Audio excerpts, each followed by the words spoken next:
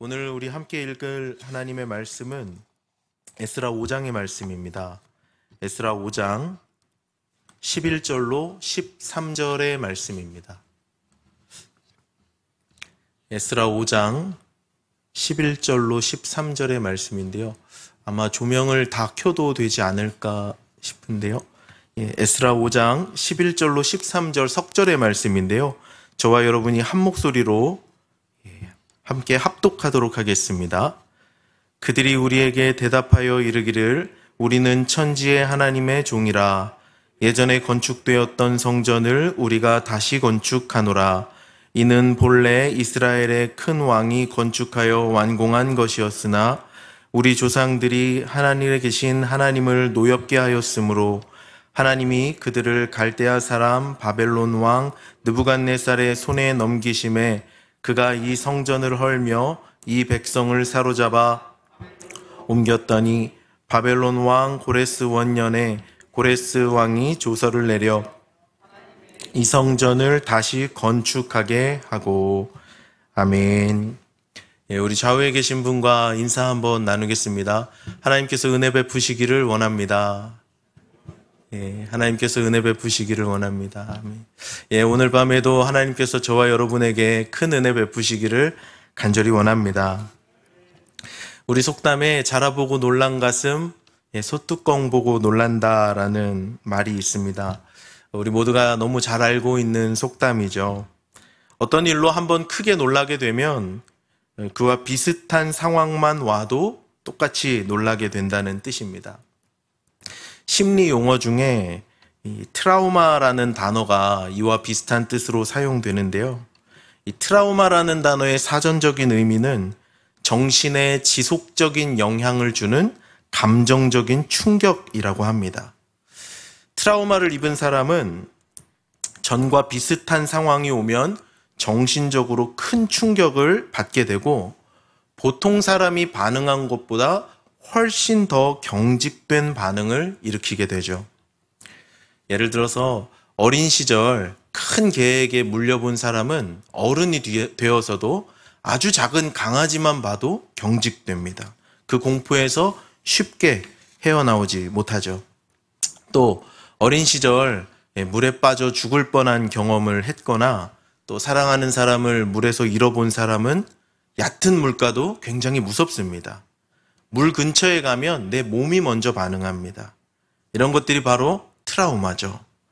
과거의 부정적인 경험이 현재에도 악영향을 미치는 것입니다. 이스라엘에게 있어서 트라우마는 무엇이었을까요?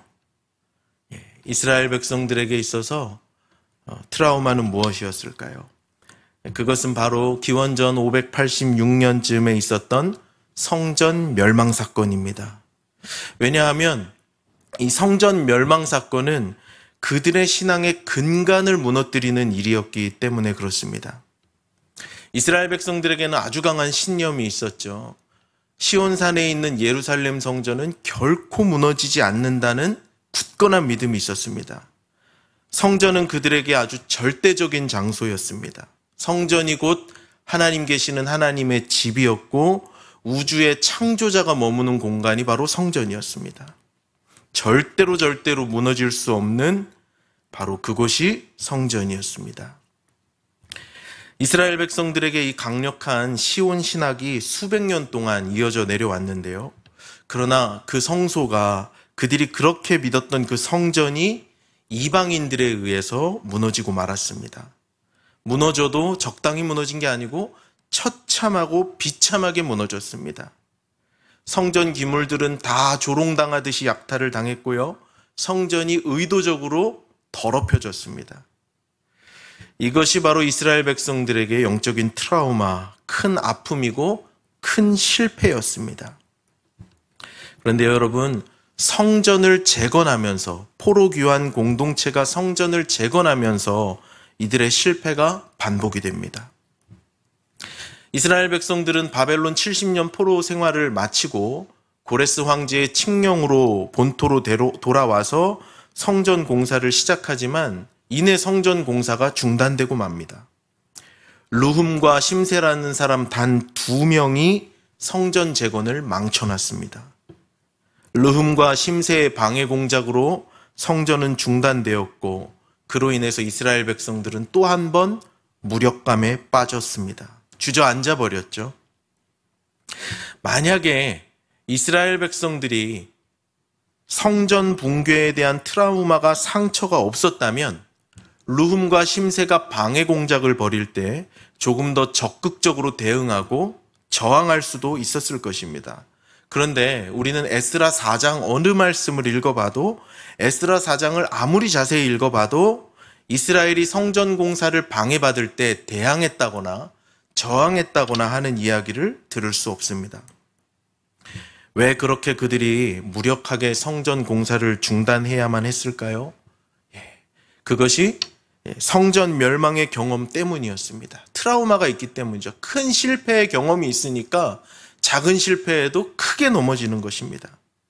한 번 성전이 무너지는 것을 경험한 이스라엘, 그리고 성전이 무너진 채로 성전 멸망 상태로 70년이라는 긴 세월을 보내고 나니까 성전 무너지는 게 너무 당연하게 느껴지는 겁니다. 한 번 멸망당한 경험이 있었기 때문에 작은 반대에만 부딪혀도 큰 두려움이 엄습했던 것이죠. 사랑하는 여러분, 이처럼 우리에게도 신앙생활하면서 크고 작은 실패와 상처의 경험이 있습니다. 실패의 경험을 누구나 가지고 신앙생활합니다. 한번 교회에서 상처받거나 한번 교회에서 크게 상처를 입거나 실패한 경험을 한 사람은 교회에 쉽게 마음 열지 못하죠. 또 나의 육신의 아버지에게 깊은 상처를 입은 사람은 하나님 아버지의 사랑에 온전히 반응하지 못합니다. 그러나 여러분, 하나님은 우리의 실패의 자리에 머물러 있기를 원치 않으십니다. 우리가 그 실패의 자리를 박차고 일어나기를 원하시죠. 실패를 통해서 배우기를 원하시고 그 실패를 떨쳐버리고 승리의 길로 나아가기를 원하시는 것입니다. 이스라엘 백성들에게는 이 성전 멸망이라는 큰 실패의 경험이 있었지만 그들은 동시에 그 성전 멸망 큰 실패를 통해서 값진 것을 배웠습니다. 그리고 그 배운 것을 통해서 새로운 자리로 나아갈 수 있게 되었죠. 이스라엘 백성들이 실패를 통해 배운 것이 무엇일까요? 오늘 본문을 통해서 두 가지 정도를 살펴보려고 합니다. 첫 번째 슬라이드를 한번 보시면요. 첫 번째로 이스라엘 백성들이 성전 멸망이라는 실패를 통해서 배운 것은 바로 바른 자아상이었습니다. 바른 자아상. 자아상에 대한 이야기를 한번 해보려고 하는데요. 제가 아주 재밌는 경험을, 재밌다고 하기는 뭐하고요. 아주 이 자아상에 대한 아주 딱 맞는 예를 경험한 일이 얼마 전에 있습니다. 금요일이 되면 금요일 점심시간은 교역자들이 함께 식사하는 시간입니다. 그렇다고 해서 저희 교회 모든 교역자님들이 다 같이 가실 수는 없고요. 담임 목사님과 부목사님과 저 금요일 근무하시는 분들이 점심 식사를 같이 하면서 한 주간 사역에 대해서도 나누고 또 목사님께 격려와 지지의 말씀을 듣고 또 목사님께서 커피도 한 잔 사주시고 밥도 사주시면서 응원해 주시고 격려해 주십니다. 그런데 그 금요일 날 하루는 어디 식당으로 갔냐면 이 공장지대나 물류창고 이런 것들이 밀집해 있는 곳에 식당을 찾아간 적이 있어요. 그것이 굉장히 유명한 식당이어서 100명 이상 들어가는 엄청나게 큰 식당인데도 금요일 점심이면 줄을 서야 밥을 먹을 수 있습니다. 저희도 그날 줄을 서서 기다려서 한참 기다려서 밥을 먹으러 들어갔는데 옆 테이블에 보니까 20대 중반이나 됐을까요? 동남아시아에서 온 듯한 남녀 커플이 저희 테이블 바로 옆에 앉았습니다. 저희보다 먼저 왔어요. 한참을 기다려도 이분들 음식이 나오지 않고 오히려 저희 음식이 먼저 나왔습니다. 먼저 나와서 이제 목사님과 같이 식사를 하면서 말씀 나누고 식사를 나누고 있는데 아무리 봐도 옆 테이블에 음식이 나오지 않는 거예요. 저희보다 훨씬 먼저 왔는데. 저도 그때쯤 되니까 주목이 되더라고요. 도대체 언제 밥을 갖다 주실까 궁금하고 왜 이 사람들은 밥이 안 나올까 궁금해서 밥 먹으면서 곁눈질로 언제 음식 나오나 계속 살폈습니다. 한참을 먹어도 그분들 음식이 나오지 않습니다. 자, 그쯤 되면 어떻게 해야 되나요? 손을 들고 물어봐야죠. 종업원을 불러야죠. 왜 우리 식사가 안 나오는지 물어보는 게 당연하죠. 뭔가를 알아보든지 뭔가 항의를 하든지 해야죠. 그런데 두 분이 서로를 바라보고 어이없이 실소를 지을 뿐 어떤 대응도 하지 못하시는 거예요. 두 분의 얼굴에는 불만과 당황한 기력이 역력했지만 어떤 목소리도 내지 않았습니다. 자기들도 부당한 대우를 받는다는 것을 알았지만 아무 말도 못하고 애써 웃으면서 그 시간을 견디고 있었어요. 여러분, 그분들이 만약에 그분들의 나라, 모국에서 그런 일을 겪었다면 똑같이 반응했을까요? 아니라고 생각합니다. 결코 그러지 않았을 것입니다. 자기 나라에서 그런 일을 겪었더라면 당당하게 손을 들고 왜 우리 음식 나오지 않습니까? 이 사람들보다 우리가 먼저 왔는데 왜 이 사람들 먼저 나오고 우린 여태 안 나옵니까? 당연히 항의를 했겠죠. 그러나 그분들은 한국에서는 그렇게 못합니다. 왜일까요? 오랜 시간 한국에서 노동자로 살면서 죄송한 표현입니다만 2등 국민의 자아상을 가지고 있었기 때문이죠. 부당한 대우를 받아도 아주 작은 항의조차 하지 못하는 2등 국민의 자아상을 갖고 있는 겁니다. 바로 그런 모습이 오늘 본문에 등장하는 이스라엘 포로 공동체의 포로 귀환 공동체의 모습이었습니다. 이스라엘에게는 이 바벨론에서 포로 시민으로 살면서 형성된 2등 국민 자아상이 있었어요. 이스라엘 백성들은 원래 실패에 너무나 익숙한 사람들입니다. 강대국들의 눈치를 너무나 많이 봤고요. 역사를 흘러오면서 열강들의 핍박과 괴롭힘을 너무 많이 받던 민족이었습니다. 애굽에서 종살이를 400년 했습니다. 종살이하던 그들의 자아상은 노예의 자아상이었습니다. 그리고 바벨론에서 70년을 포로로 살았습니다. 그래서 포로 귀환 공동체의 자아상은 여전히 실패자, 포로민의 자아상을 가지고 있는 것이죠. 오랜 포로 생활이 그들을 2등 국민으로 만들었고 피지배 계급으로 만들었습니다. 그래서 부당한 대우에도 항의도 못했던 그 동남아 청년들처럼 이스라엘 백성들도 정당한 성전 재건 공사가 방해를 받음에도 불구하고 어떤 항의도 하지 못하는 것이죠. 어떤 저항도 할 수 없습니다. 이스라엘의 자아상이 실패자, 포로의 자아상이었기 때문입니다. 그러나 하나님은 이스라엘 백성들이 그 실패자의 자아상에 머물러 있기를 원치 않으셨어요. 이스라엘 백성들이 성전을 다시 재건하기 위해서는 바른 자아상을 반드시 회복해야 했습니다. 4장에서 르훔과 심세가 방해할 때는 어떤 저항도 하지 못하던 이스라엘 백성들이 5장에서 다뜨네와 스달보스네가 방해할 때는 전혀 다른 반응을 보이는 것을 볼 수 있는데요. 오늘 본문 10절의 말씀을 한 목소리로 같이 읽어보겠습니다. 시작. 우리가 또 그 우두머리들의 이름을 적어 왕에게 아뢰고자 하여 그들의 이름을 물은즉. 다뜨네와 스달보스네라는 사람이 이스라엘 성전 공사를 보고 찾아왔습니다. 이 공사 똑바로 하는 건지 제대로 하는 건지 정당성이 있는 공사인지 허가받은 공사인지 물어보려고 찾아왔습니다. 그리고 이스라엘 장로들을 찾아와서 누구 허락으로 이 일을 하냐 물었습니다. 대표자의 이름도 물었습니다. 당국에 보고하기 위함이었죠. 당연히 이스라엘은 위협감을 느꼈을 것입니다. 그러나 이 5장 4절, 오늘 읽진 않았는데요. 펴놓으신 성경 5장 4절 말씀 보면요. 이스라엘 장로들이 그들에게 그 대표단의 이름을 말했노라는 기록이 있습니다. 그리고 11절에 가면 그들이 했던 이야기가 이스라엘의 답변이 조금 더 구체적으로 자세하게 기록되어 있는데요. 11절 상반절의 말씀도 한번 같이 읽어보겠습니다. 시작. 그들이 우리에게 대답하여 이르기를 우리는 천지의 하나님의 종이라. 이름을 묻는 질문에 대한 이스라엘 장로들의 대답은 천지의 하나님의 종이었습니다. 그들은 이제 더 이상 2등 국민이거나 포로 시민이 아니었습니다. 그들 스스로를 천지의 하나님의 종으로 고백하고 있죠. 그들은 실패를 통해서 성전 멸망이라는 실패를 통해서 자신들의 바른 자아상을 확립했습니다. 이스라엘의 바른 자아상이 무엇입니까? 그것은 하나님의 종인 것이죠. 황제의 포로 시민이 아니라 천지를 지으신 하나님의 종인 것임을 깨달았습니다. 그들은 자기 자신이 하나님의 종일 뿐임을 깊이 깨달았던 것입니다. 조상들은 어떤 자아상을 갖고 있었습니까? 어떤 태도를 가지고 있었습니까? 이스라엘 조상들은 성전이 멸망당하기 전에 성전의 주인 노릇을 했습니다. 성전을 독점하려고 했습니다. 왜곡된 중앙성소 신학을 가지고 하나님을 성전에 가두려고 했습니다. 하나님을 조종하려고 했습니다. 하나님을 독점하려고 했습니다. 그러나 성전 멸망, 시온 신학의 실패 뒤에 그들은 바른 자아상을 회복하게 된 것이죠. 그것은 무엇입니까?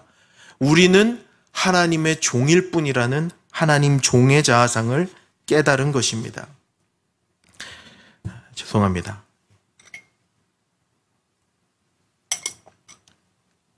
그런데 여러분, 여기서 한 가지 깊이 고민해 봐야 할 게 있습니다. 아까 5장 4절에서 장로들이 이름을 말했다라고 하고 있는데요. 그 이름이 구체적으로 누구였는지에 대한 기록은 없습니다. 이스라엘 성전 재건 대표성을 띤 사람들의 이름이 누구라고 말은 했지만 성경이 기록하진 않았습니다. 제가 올해 설교 기회가 있을 때마다 이 에스라 본문을 가지고 에스라 연속 설교를 하는 것을 여러분 아실 텐데요. 기억은 잘 안 나시겠지만 2장을 설교하면서 이 에스라라는 성경책은 사람이 굉장히 중요한 성경이라고 했습니다. 사람 명단을 소개하면서 이 에스라라는 성경은 사람에 대한 관심이 굉장히 많고 사람이 누구인가에 대한 관심이 굉장히 많은 책이라 했습니다. 그런데 이상한 것은 5장 4절 성전 재건의 대표단의 이름은 감추어져 있는 게 너무 이상한 거죠. 왜 이달락에서 성전 재건을 앞장서고 있는 그 유다 장로들의 이름을 언급하지 않을까요? 스룹바벨이나 여호수아나 학개나 스가랴 이런 사람들의 이름처럼 기대할 수 있는 이름들이 있는데 왜 성경은 그 이름을 기록하지 않을까요? 그리고 왜 그들을 단지 하나님의 종이라고만 말하고 있을까요? 이 이름을 감추는 의미가 무엇이겠습니까? 그것은 무너진 성전을 다시 짓는 이스라엘에게 진짜 필요한 것은 개인의 이름이 아니라 오직 하나님의 종이라는 정체성이기 때문입니다.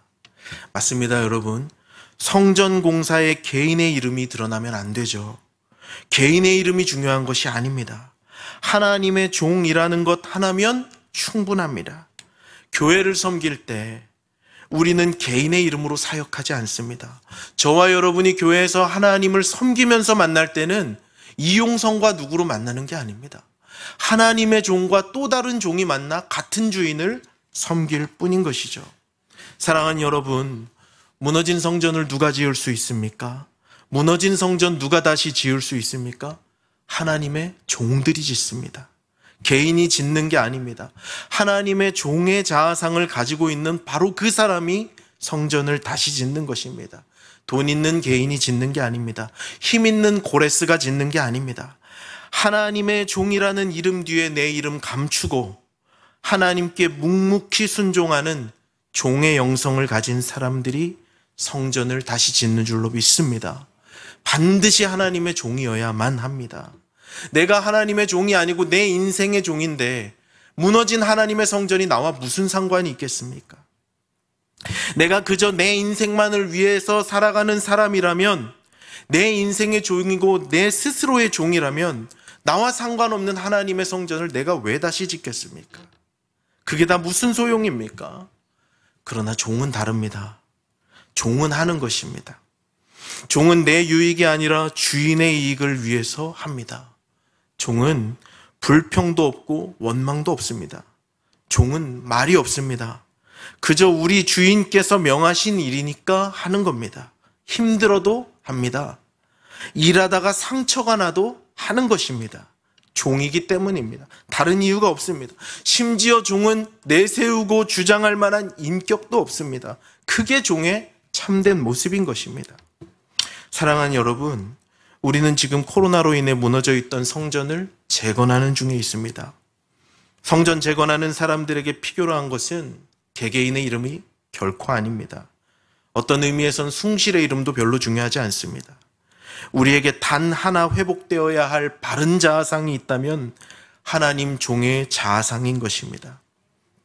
여러분, 도전하면서 질문합니다. 여러분들은 어떤 자아상을 가지고 계십니까?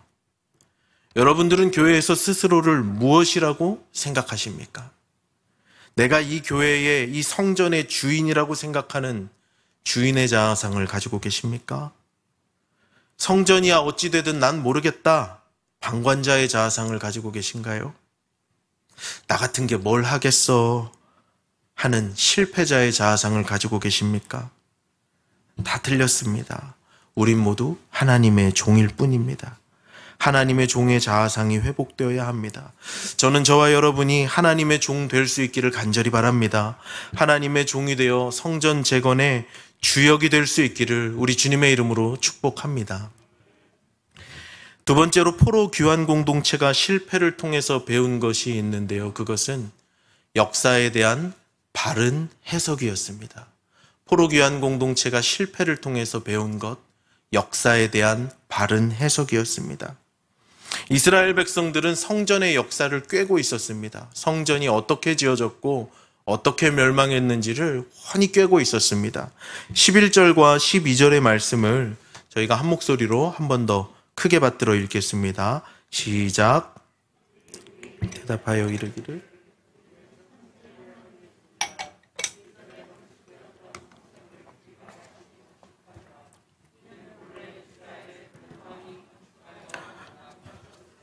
우리 조상들이 하늘에 계신 하나님을 노엽게 하였으므로 하나님이 그들을 갈대아 사람 바벨론 왕 느부갓네살의 손에 넘기심에 그가 이 성전을 헐며 이 백성을 사로잡아 바벨론으로 옮겼더니.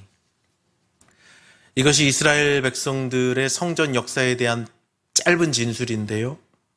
이스라엘 백성들은 성전 역사를 훤히 꿰고 있었습니다. 어떻게 지어졌고 언제 지어졌고 어떤 일이 있었고 또 누가 와서 언제 무너뜨렸고 지금까지 이 성전이 서고 무너지는 것에 대해서 너무나 잘 알고 있었습니다. 객관적인 역사를 잘 알고 있는 거죠. 이스라엘의 큰 왕이 지었다고 하는데요. 이 큰 왕은 솔로몬을 뜻합니다. 그리고 바벨론 왕 느부갓네살에 의해서 멸망당한 것 너무 잘 알고 있었습니다. 여러분, 이 당시 이 성전이 무너질 당시요. 이스라엘 성전이 멸망하던 당시 이 고대 근동 세계의 패권은 애굽에서 바벨론으로 넘어오던 시기였습니다. 그래서 고대로부터 강국이었던 전통의 강우였던 애굽이 점점 힘을 잃어가고 서쪽에서 동쪽에서 바벨론이 떠오르면서 그 세계의 패권을 장악하고 있었어요. 바벨론의 세력이 강력해지다 보니까 바벨론은 파죽지세와 같이 서쪽으로 진군해 나갔습니다. 주변 세계들을 정복해 나갔습니다. 그런 확장 정책에 의해서 예루살렘도 이스라엘도 멸망당한 것이거든요. 이것이 일반적인 세계사입니다. 하나님 없이 역사를 보면 유다 예루살렘 성전 파괴는 바벨론이 일으킨 겁니다. 그냥 바벨론 제국이 힘을 얻어서 세계의 패권을 장악해서 점점 확장되면서 이스라엘 유다 성전이 무너진 것, 그것 말고는 없습니다. 그게 일반적인 세계사입니다. 그러나 이스라엘 백성들은 실패를 통해서 역사를 새롭게 깨달았습니다. 역사를 깨닫는데 어떻게 깨달았는가? 과거의 예언자들을 통해서 이스라엘 백성에게 주신 그 말씀을 통해서 역사를 보기 시작한 겁니다. 역사를 해석하는데 일반적인 역사로, 세계사로 해석한 게 아니라 하나님의 말씀의 빛 가운데서 해석한 것입니다. 그들이 깨달은 성전 멸망의 이유는 단 하나였죠. 이스라엘이 하나님을 노엽게 했기 때문입니다. 하나님 말씀에 비추어 이 역사를 봤을 때 성전 멸망의 이유는 바벨론 제국의 확장 때문이 아니라 이스라엘의 범죄함 때문이라는 것을 깨달았던 것입니다. 하나님의 진노가 내려서 바벨론이 일어난 겁니다. 바벨론은 하나님의 심판의 도구일 뿐이었죠. 심판의 몽둥이였습니다. 하나님께 이스라엘이 범죄했기 때문에 하나님께서 바벨론을 일으키신 것입니다. 절대로 바벨론 스스로 일어난 게 아니죠. 절대로 바벨론이 원인이 아닌 것입니다. 하나님이 먼저였던 것입니다. 이것이 바로 이스라엘 백성이 새롭게 깨달은 역사적인 해석이었습니다. 과거의 실패를 말씀의 빛 안에서 해석하는 것입니다. 하나님의 은혜를 입은 이스라엘이 이 성전 멸망의 원인을 정확하고 분명하게 깨닫게 된 것이죠. 그로 인해서 조상들의 죄악을 깨달았습니다. 성전 멸망이 우연히 일어난 세계사가 아니라 완전하게 계획된 하나님의 경륜이었다는 것을 배우게 됐죠. 역사에 대한 바른 해석을 이스라엘 백성들이 한 것입니다. 코로나 3년째 지나가고 있습니다. 코로나 왜 일어났습니까, 여러분? 상식적으로 보자면, 의학적으로 보자면, 과학적으로 보자면 코로나 사태는 교회가 만든 건 절대 아닙니다. 대한민국에서는 교회가 슈퍼 전파지가 되어서 불미스러운 일들이 있기는 했지만 그렇다고 해서 코로나를 교회가 만든 건 아니죠. 그렇게 말할 수는 없죠. 교회가 잘못해서 코로나가 일어난 건 절대 아닙니다. 인간들의 무분별하고 파괴적인 개발이 원인이 되어서 인간들의 보금자리까지 파괴한 것이죠. 이런 해석은 너무너무 당연한 해석이죠. 과학적이고 상식적인 해석입니다. 그러나 하나님 없는 해석입니다. 여러분, 코로나로 예배당 문이 닫힐 때 여러분들 어떤 묵상하셨습니까? 어떤 기도하셨습니까? 하나님께서 어떤 깨달음 주셨습니까? 왜 예배당 문이 굳게 닫힌다고 생각하셨습니까? 아마 그런 분 없으셨죠? 잘 됐다. 온라인 예배나 드리자. 일부 빨리 드리고 주일 하루 신나게 놀자. 아니면 온라인 예배는 밤에도 드릴 수 있으니까 아침부터 놀고 밤에 예배 드리자. 이런 분 아무도 없으시죠? 성전 문이 왜 닫힌다고 여러분 생각하셨습니까? 여러분 말라기 책을 다 읽어보셨죠? 하나님께서 말라기 선지자를 통해서 이런 말씀하셨습니다. 말라기 1장 6절로 10절의 말씀인데요. 제가 읽겠습니다. 내 이름을 멸시하는 제사장들아, 나 만군의 여호와가 너희에게 이르기를, 아들은 그 아버지를, 종은 그 주인을 공경하나니 내가 아버지일진데 나를 공경함이 어디 있느냐? 내가 주인일진데 나를 두려워함이 어디 있느냐? 하나, 너희는 이르기를 우리가 어떻게 주의 이름을 멸시하였나이까 하는도다. 너희가 더러운 떡을 나의 제단에 드리고도 말하기를 우리가 어떻게 주를 더럽게 하였나이까 하는도다. 이는 너희가 여호와의 식탁은 경멸히 여길 것이라 말하기 때문이라. 만군의 여호와가 이르노라. 너희가 눈먼 희생 제물을 바치는 것이 어찌 악하지 아니하며 저는 것, 병든 것을 드리는 것이 어찌 악하지 아니하냐. 이제 그것을 너희 총독에게 드려보라. 그가 너를 기뻐하겠으며 너를 받아주겠느냐. 만군의 여호와가 이르노라. 너희는 나 하나님께 은혜를 구하면서 우리를 불쌍히 여기소서 하여 보라. 너희가 이같이 행하였으니 내가 너희 중 하나인들 받겠느냐. 만군의 여호와가 이르노라. 너희가 내 제단 위에 헛되이 불사르지 못하게 하기 위하여 너희 중에 성전 문을 닫을 자가 있었으면 좋겠도다. 내가 너희를 기뻐하지 아니하며 너희가 손으로 드리는 것을 받지도 아니하리라. 여러분, 이 말씀은 굉장히 듣기 싫고 굉장히 불편한 하나님 말씀이죠. 그러나 우리가 피할 수 없는 하나님의 엄중한 말씀입니다. 수천 년 전 예루살렘에 임했던 이스라엘 백성들에게 말라기 선지자를 통해서 임했던 이 말씀은 오늘 우리가 다시 되새겨야 하는 말씀입니다. 혹시 예배당 문을 닫힌 게 저와 여러분의 불성실한 예배 때문은 아니었을까요? 혹시 우리의 정성 없는 예배가 싫으셔서 성전 문을 닫으신 것은 아니었을까요? 하나님께서 교회를 정결하게 하시고 예배를 새롭게 하시고자 내리신 초강수는 아니었을까요? 누가 아니라고 확신할 수 있겠습니까? 누가 나는 아닙니다라고 자신 있게 말할 수 있겠습니까? 어떻게 우리가 하나님을 속일 수 있겠습니까? 하나님의 깊은 것까지라도 통달하시는 성령님께서 왜 우리의 거칠애를 모르시겠습니까? 우리는 코로나를 통해서 개인과 교회에 주시는 하나님 말씀을 들어야 할 줄로 믿습니다. 그리고 달라져야 합니다. 어떤 사람들은 코로나 3년 지나가서 코로나 3년 쉬어서 교회가 과거처럼 돌아가는 것, 과거처럼 사역하는 것은 불가능하다고 말합니다. 많은 사람들이 동의합니다. 저도 한편으로는 동의가 됩니다. 사람들의 생활 양식이 바뀌어서 이전으로는 돌아갈 수 없을 것이라고 너무 많은 사람들이 이야기합니다.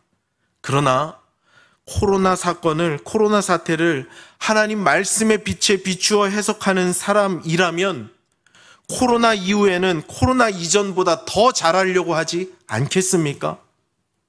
코로나 3년이 하나님이 불성실한 예배를 향한 징벌이라고 해석하는 사람들은 코로나 이후에 이전보다 더 잘하려고 노력하지 않겠습니까? 매를 맞았다면 매 맞기 전보다 더 열심히 해야 하는 게 상식 아니겠습니까? 하나님 눈으로 지난 3년을 보는 사람이라면 결코 이전과 같을 순 없을 것입니다. 이전보다 더 진실한 사랑과 더 충성된 열심으로 하나님을 섬기고 성전 재건 역사에 앞장서게 될 것입니다.